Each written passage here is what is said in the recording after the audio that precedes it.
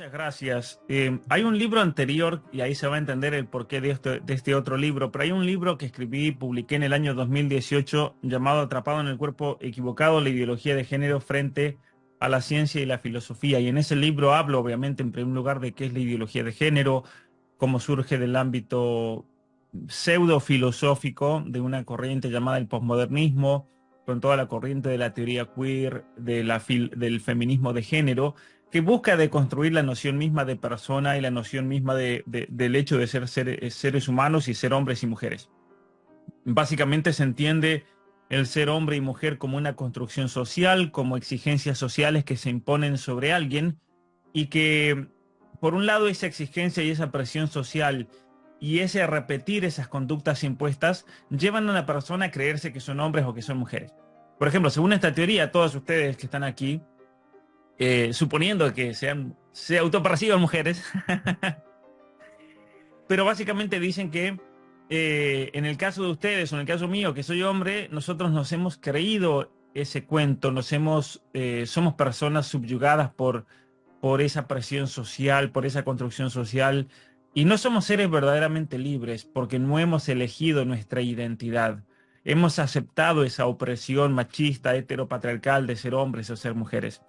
Pero básicamente la clave, según esta teoría, es encontrar por medio de la propia decisión y la autopercepción la verdadera identidad, que es una identidad que debe ser autoconstruida.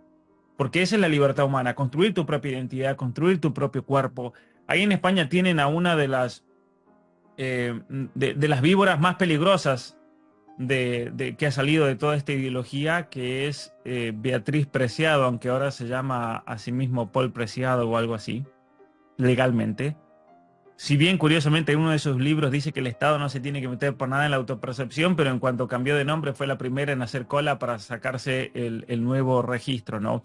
Pero más allá de eso, cuando estaba investigando este libro, surgen dos temas principales, o tres temas por así decirlo.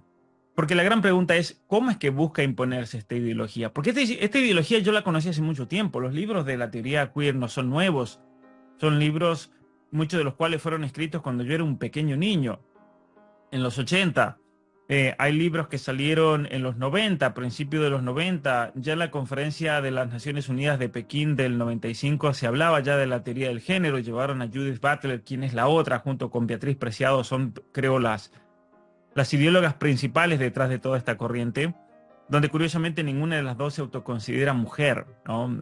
Judith Butler ahora anda con que no es no binaria, una cuestión así, y Paul Preciado no sé en qué anda, o Beatriz Preciado no sé en qué andará realmente, pero, pero ciertamente tienen graves problemas de la identidad personal, graves problemas por su propia historia personal, vaya a saber las cosas que han pasado, abuso, situaciones de violencia, de rechazo, que no solamente las ha llevado a rechazar su verdadera identidad como personas, sino que también las ha llevado a crear toda una teoría para justificar su posición intelectual o su posición personal o psicológica, sus estados emocionales. Y ahí es donde tenemos un problema, porque junto con esa teorización crean toda una corriente, un movimiento que se lleva puesto, por así decirlo, como una represa que se rompe a mucha gente, muchos niños, muchas personas que han pasado situaciones similares y encuentran en eso un desahogo, pero es un mal desahogo, es un desahogo destructivo, es un desahogo que lleva lamentablemente a miles de niños y jóvenes y adolescentes a cometer aberraciones como amputarse órganos sanos, a comenzar tratamientos de hormonización, que los lleva a profundizar más en el suicidio, lamentablemente en conductas psicopatológicas como la ansiedad, como la depresión, la inseguridad, el miedo. eh, y entonces la gran pregunta es cómo es que esta ideología, primero tenemos la cuestión ideológica, cómo esta ideología irrumpe. Y es ahí donde entra de lleno este otro libro, las mentiras que te cuentan, las verdades que te ocultan. Porque aquí yo trato de analizar parte de los mecanismos, son parte, ya voy a explicar por qué, pero parte de los mecanismos por los cuales esta ideología se expande a nivel mundial. Y podemos identificar varios. Por ejemplo, uno de los planes concertados, ideados, pensados para básicamente llevar esta ideología al corazón de los niños más pequeños es la educación. Y eso es un hecho. es un hecho. Es increíble cómo, por ejemplo, mientras estaba investigando este otro libro, encontré tanta información de todos los planes de educación sexual integral que terminé poniendo un capítulo resumido al final, pero daba para otro libro. De hecho, este libro iba a ser el doble de grande, iba a ser esto, pero después iba a ser tan grande que dije, no, mejor sacar dos libros porque hay otros temas interesantes que podemos poner aquí. Básicamente yo me encontré con textos, por ejemplo, de discusiones y textos publicados. Esto no es ninguna conversación en un bar, por ejemplo, ¿no? Después de dos copas a la medianoche. Textos donde se afirmaba que la tradición cristiana, la cultura católica, la formación de la familia son los obstáculos más grandes que se han encontrado al momento de querer imponer la educación sexual, al momento de imponer la teoría de género, y por lo tanto es imposible pretender, por ejemplo, normalizar el aborto, y es imposible pretender normalizar la teoría del género, la ideología de género, si a los niños no se los reformatea culturalmente. A los niños hay que realmente cambiarles la ficha o el chip por medio del cual piensan.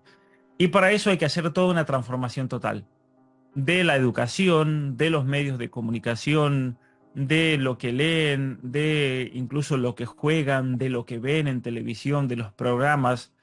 Es un esfuerzo muy grande, muy concertado, que tiene distintos intereses, porque mucha gente dice, bueno, pero ¿cómo puede ser que muchos se pongan de acuerdo para lograr eso? ¿A qué le importa a un banco, una compañía de un fondo de inversión? ¿A qué le importa a un político del Partido Socialista de los Obreros? ¿A qué le importa a Irene Montero, por ejemplo, que tiene familia y tiene hijos? ¿A qué le importa a los dueños de las grandes redes sociales, de las compañías tecnológicas?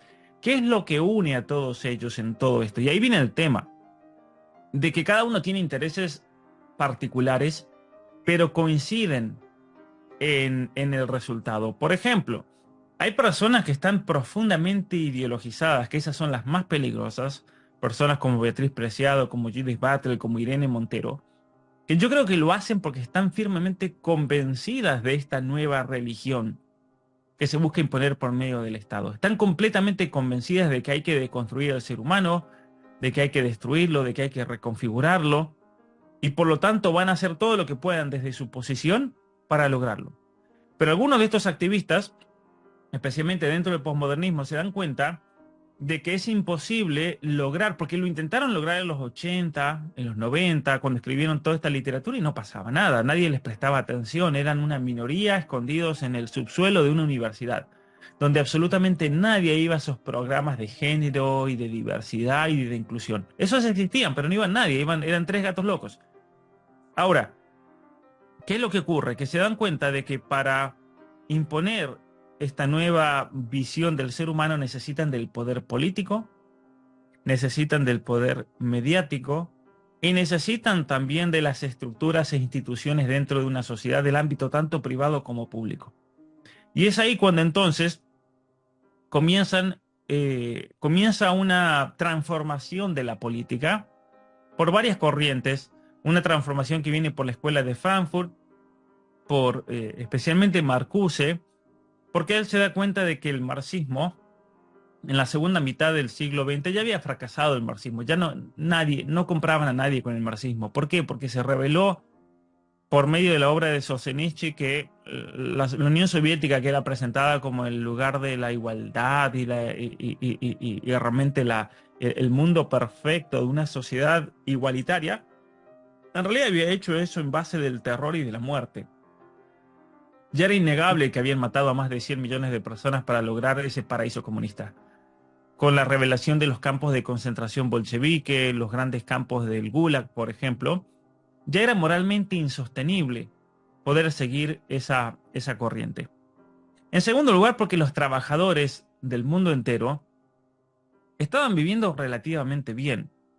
En gran parte gracias a la doctrina social de la Iglesia, en gran parte gracias a que los dueños de compañías se dieron cuenta que si no le pagan bien a sus trabajadores, los trabajadores se iban a ir, o se iban a dar vuelta, o se los ganaban los marxistas. Entonces, ¿cuál era la mejor manera? Hacerlos partícipes de los grandes beneficios. Y entonces sube impresionantemente el nivel económico de la gente, especialmente en países como Estados Unidos, como Canadá, como Inglaterra, como Alemania, donde estos países industrializados comienzan a hacer sentir en la población en general el, el- el- el- el fruto de su trabajo. Y eso hace que entonces los trabajadores de repente se desinteresen por la cuestión marxista, porque ellos no eran vistos como oprimidos. Ellos vieron que dentro de una corporación podían crecer, podían llegar a ser dueños de una corporación o presidentes, podían llegar realmente si trabajaban y se esforzaban, podían llegar a mucho.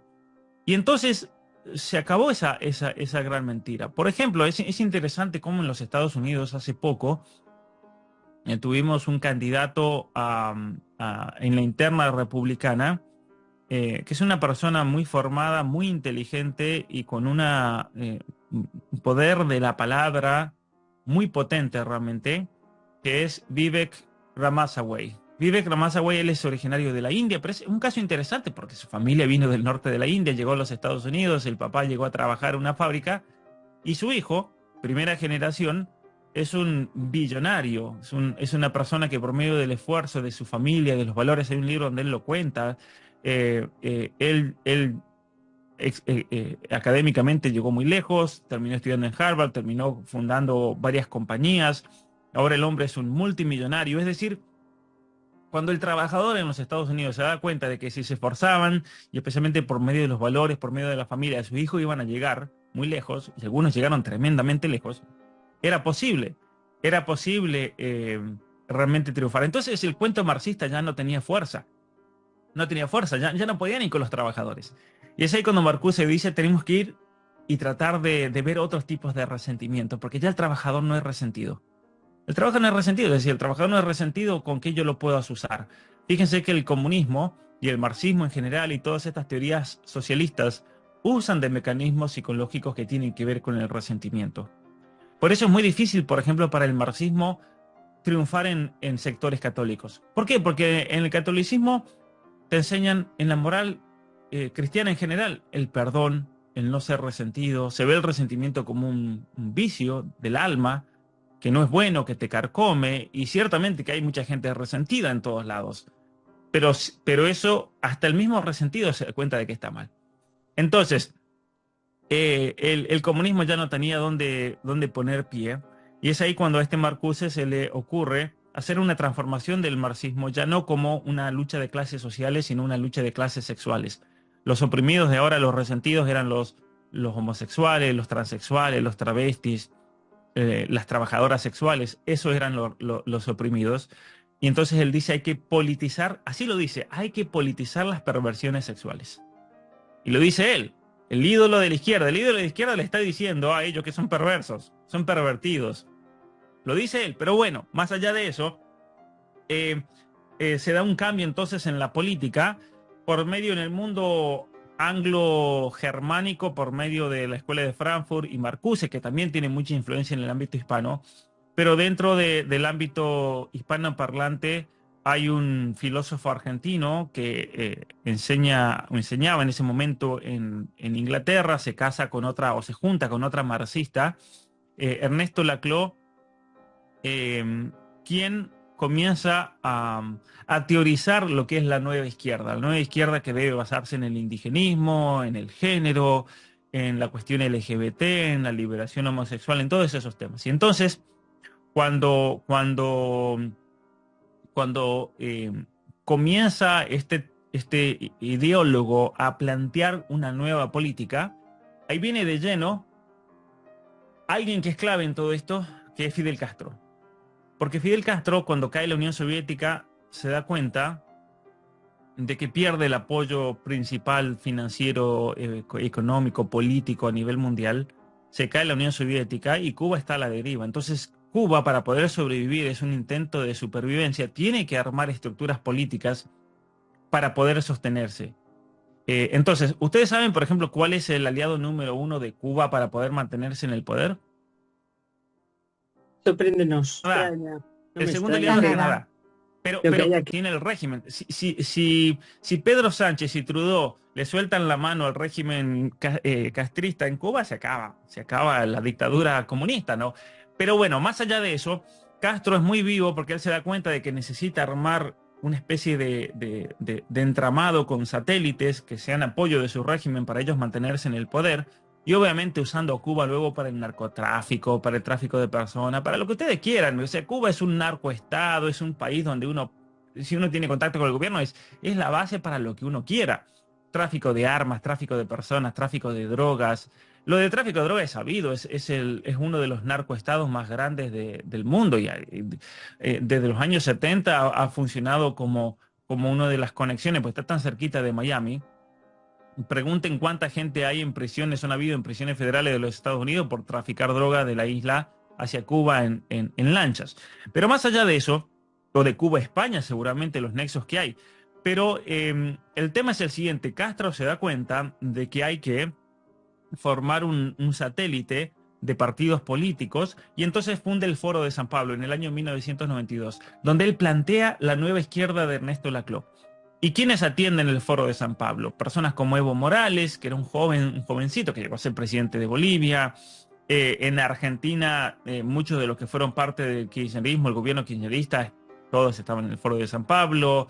López Obrador, quien hasta el domingo va a ser presidente de México, estuvo ahí presente. Lula da Silva, quien es el presidente de Brasil. Pedro Castillo de Perú. Las FARC, los terroristas de Colombia, que ahora tienen a un presidente exterrorista, Petro. Es decir, nos encontramos con toda una serie de personajes y de España estaban los del Partido Socialista Obrero, ¿no?